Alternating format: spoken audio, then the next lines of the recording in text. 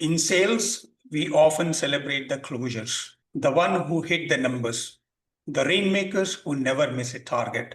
But leadership in sales, that's a whole different game. Because when you move from chasing targets to leading people, the scoreboard changes. It's no longer about your performance, it's about their growth. And that's where real leadership begins. In understanding people, not just pipelines. In today's episode of All About Sales, we are diving deep into what really takes to lead a sales team beyond numbers, beyond pressure, and beyond titles.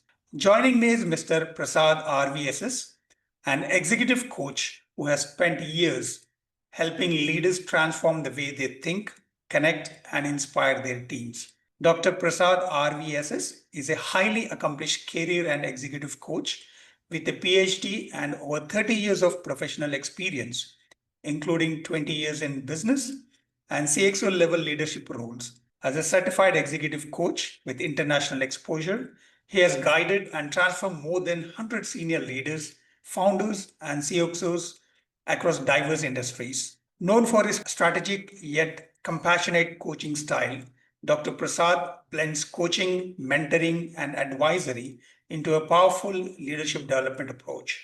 His deep, clarity driven conversations, confidentiality, and outcome focused methods help leaders enhance decision making, strengthen executive presence, and achieve sustained professional and personal growth. Grounded in Indian values with global leadership perspective, Dr. Prasad is trusted by high performing leaders seeking meaningful transformation, not just motivation. We'll talk about mindset, emotional intelligence, and the art of coaching because leadership isn't about having all the answers. It's about asking the right questions. So let's get into it. Welcome, Dr. Prasad, for the another episode of All About Sales. Thank you very much, Shiva Garu. I'm glad to be here addressing on the sales leadership. Same here, same here. It's a great privilege to have you on this podcast. Now I'll have the first question for you. I want to know from you, how do you define leadership in the context of sales? Gone are those days, as you explained in the beginning, sir. The sales is not just numbers these days. It's about leadership in sales. Leadership in sales, I would define it as the ability to influence, inspire, and enable individuals to achieve success or create value for the customers while enabling the sustainable growth for the organization. It cannot be, either customer satisfaction or business growth. It has to be a blend of both. Yeah, great, sir. A great take on the leadership role in the context of sales. So why do you think that, many high performing sales people struggle when they move into leadership roles? That is actually happening. We have been seeing this for over decades now, particularly very prominent in the last couple of years. Because the salespeople who were there, they were only targeting sales, the numbers, the revenue growth, and getting what they wanted to sell. It's no more that. It's about the leadership. Leadership means, how am I making it? I win to we win. From doing to enabling, from control to trust. The trust part is now more prominent. If you see, every information is available on the net. If you just go to AI, everything is available. What differentiates the sales leadership versus a salesperson today is how much trust you are able to build with the customer. And that is the key difference. I think you have answered my next question as well. So I wanted to ask you the follow-up question I wanted to ask you was what separates a sales manager from a sales leader? Yeah, it's a very simple, Shiva. Sales managers, see, it was their role and it was how they have been defined and they have been doing that way. There is nothing wrong with them. I'm not trying to put them down here. But sales managers were given targets and they were to get the targets quarter on quarter, month on month. But if you see the sales leaders are, they focus on the people, they focus on the purpose, they focus on the growth. Growth is not just, quarter on quarter growth. It's a sustainable growth. It is something, you add value to the customer and the customers perceive that value. That is the key difference. And they develop the performance. That is more important here. And then they look at what is not working rather than who is not working. This is a key difference. What is not working? What are the building blocks? What are the blocks that are stopping the sales growth or not able to create value? And these are the things that are very much differentiated. They, in one word, if you say the sales leaders, they think ahead. They are intuitive, they anticipate, and they influence the results, and they celebrate even the learning. That's more important. Even if you don't get a sale deal closed, fair enough, but they celebrate. Okay, so the focus is more on, let's say, processes and what's not working rather than on the individual. Exactly. So, what do you think? Do you think sales leaders should have self-awareness and emotional intelligence to deal with non-performing salespeople? So earlier days, if you really look at, it is just numbers, numbers, and numbers. That nothing more. If you take a review meeting, it is numbers. But today, it is awareness. Awareness of the self. What is my potential? With respect to my potential, how am I able to work or deliver? That is one. Second, awareness of others. Awareness of others means awareness of the team. What are the strengths? Which team member has got which kind of skills that will help them, and working together in the team in to make it as a system growth rather than just an individual's performance in the skills. So that is the key difference. The second is, how much do we really know what the customer wants? It's not what we want to sell, it is what the customer wants. It is, what are the solutions that we can offer to the customer. That is where the whole game is changing. So emotional intelligence in that respect is very, very essential. And one important thing is in the emotional intelligence that makes this thing is honest self-assessment and listening to customer. Listening is the biggest skill that one needs to develop. Empathy. It's very interesting that you have mentioned about the listening because in my second podcast or third podcast, we had an interview with another communication catalyst by name Amita Parwal. So she was discussing about the art of listening and tactical listening to understand the customer better.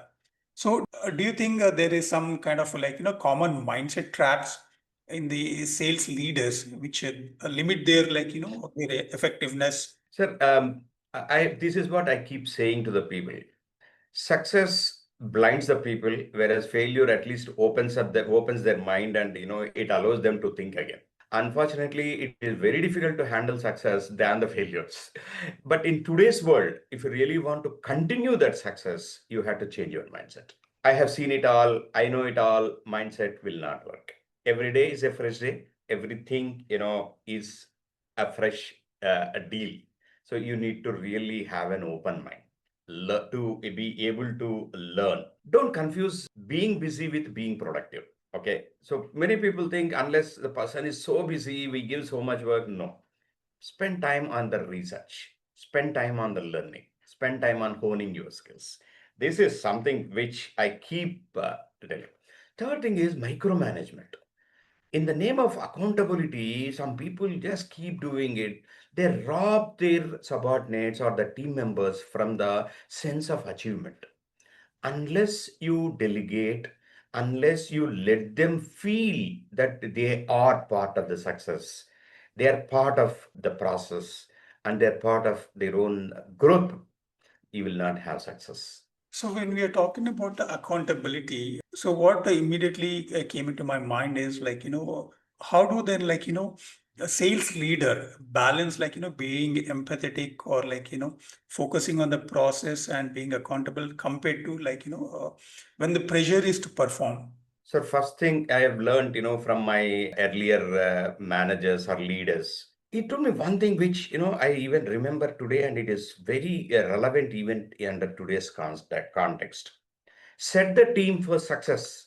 Don't set the team for failure. So a leader should anticipate where all things can go wrong and what are the strengths and the areas of concern for the person you are delegating or for the team, and then be there even before they even can step into that uncomfortable zone. Make them into a comfortable zone. Even if you have to, as a leader, be in the uncomfortable zone, fair enough, but don't let the team to be on the unknown territory. Let them be, in their own comfort zone and use their skills better. So lead with clarity, lead with purpose, lead with empathy. This is very, very important. Listen first, listen first, listen more. This is the only thing, whether you're talking to your team, whether you're talking to customer, listen more and listen with empathy. Understand what their concerns. Nobody just wants to fail. Let's be clear. Nobody wants to fail.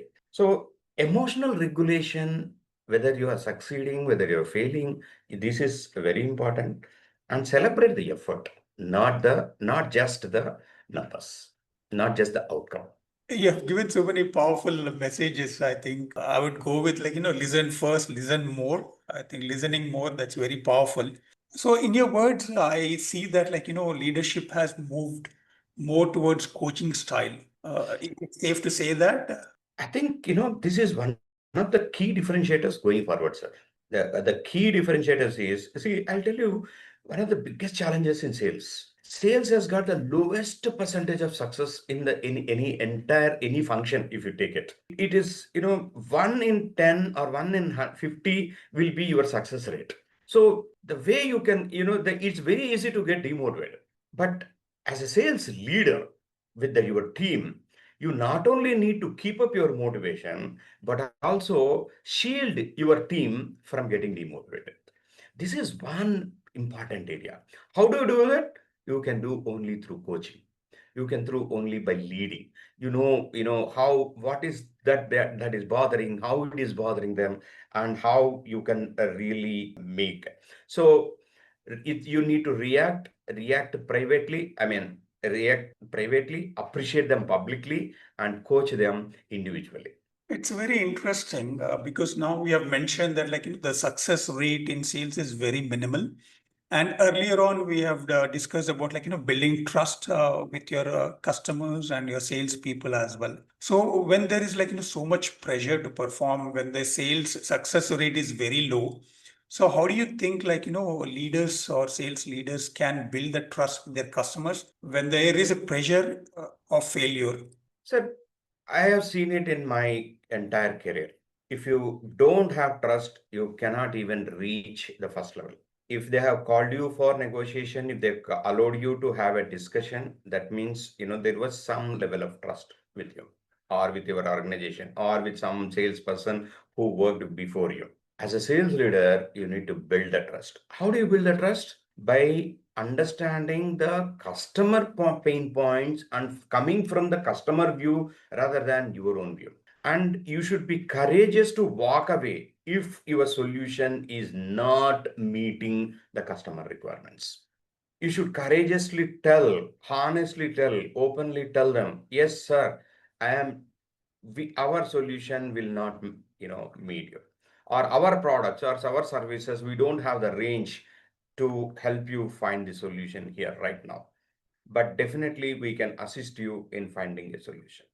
And that, effort or walking one step beyond or walking through their pain points with them will build the trust. Same thing with your team. Team also needs your trust. Team cannot see that, okay, when you are happy, you're talking in one mode, and when you are in a tension or a pressure, you are talking in another mode. No, you are able to absorb that pressure, and you are able to communicate with the team in an unbiased manner. So they are able to see you, okay, is a man who is going to whom I can trust, and my psychologically I am safe here. Nice take, sir. So you mean to say that the sales leader should have the capacity to absorb the pressure? Yes, it's very much important. It's You can't transfer the pressure to everyone around. They are the people who are taking the baggage and running around for you. So if you put the pressure, that means already they have the pressure and you are adding more pressure, and they will sink in no time and they will run away. And as I told you earlier, it is very, very difficult to keep the motivation in sales.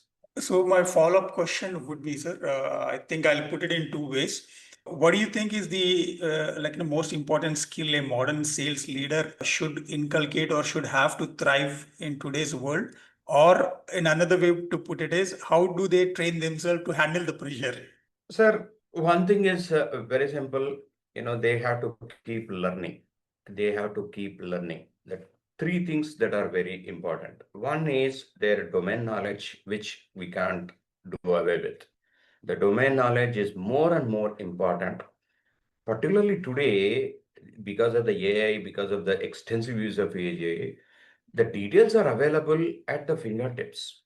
So if a customer asks you a question on the technical aspects of your product or a solution, you should be ahead of the AI or at least match the AI capability. Unless you have that technical ability to explain or understand, then you will be definite failure. So this is one skill without which you will never be able to do. The second skill is the commercial skills. It is not just about your product or a solution. How effective it is, what is the ROI the customer is going to get, how the customer perceives the value. So you should be in a position to show that value. That is the second part.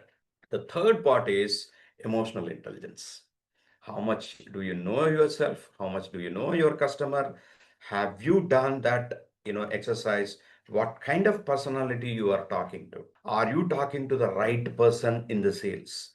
Many people fail because they just talk at, the non-influencers, non-decision makers and come back. They give all the discount there. They think only pricing is the only part and they give all the discount at the beginning itself.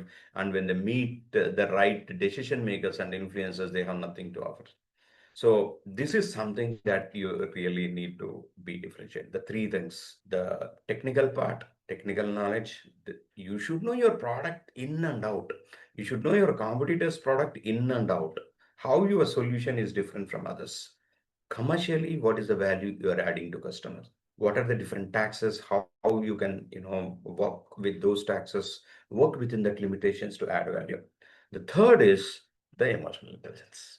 It's very interesting to note from your points are emotional intelligence. I think it's coming up over and over again.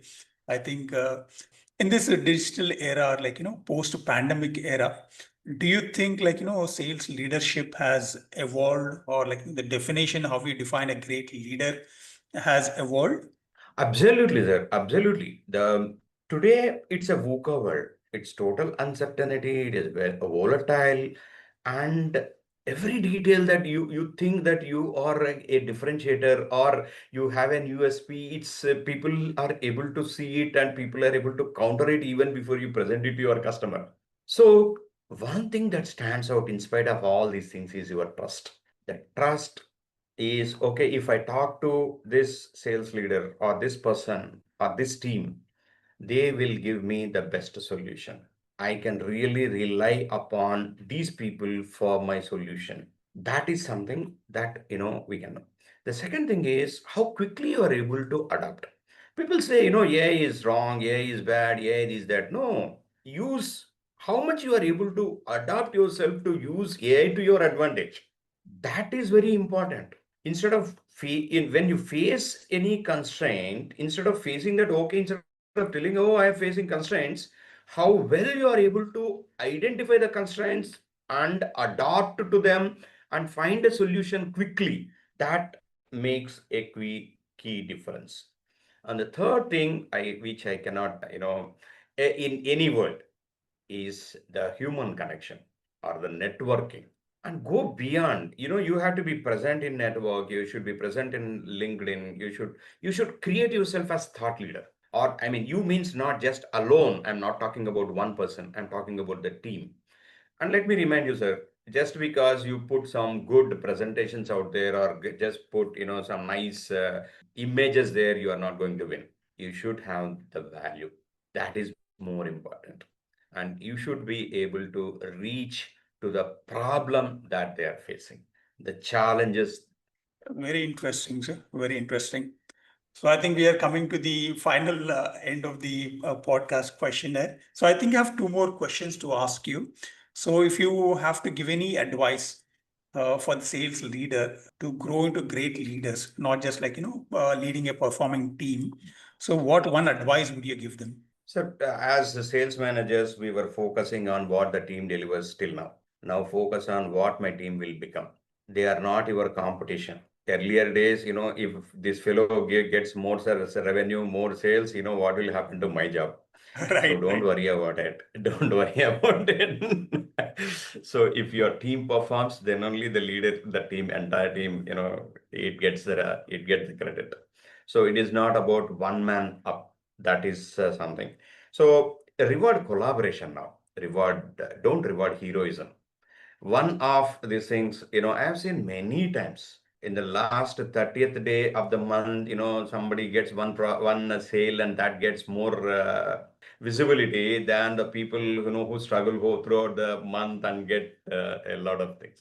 So don't just reward numbers, reward the effort, celebrate success together, and create create an environment for learning, create an environment for empathy, and make the whole thing as enjoyable environment where everyone is free to share their experiences, their learnings, and grow together. And somehow, I always have a wonder, if you allow me to say this. Sure, sure, sir. Please go. In performance appraisals, we always gives to the individual.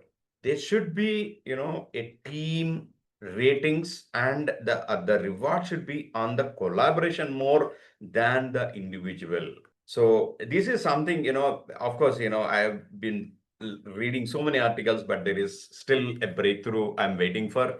Collaboration is going to be the success mantra.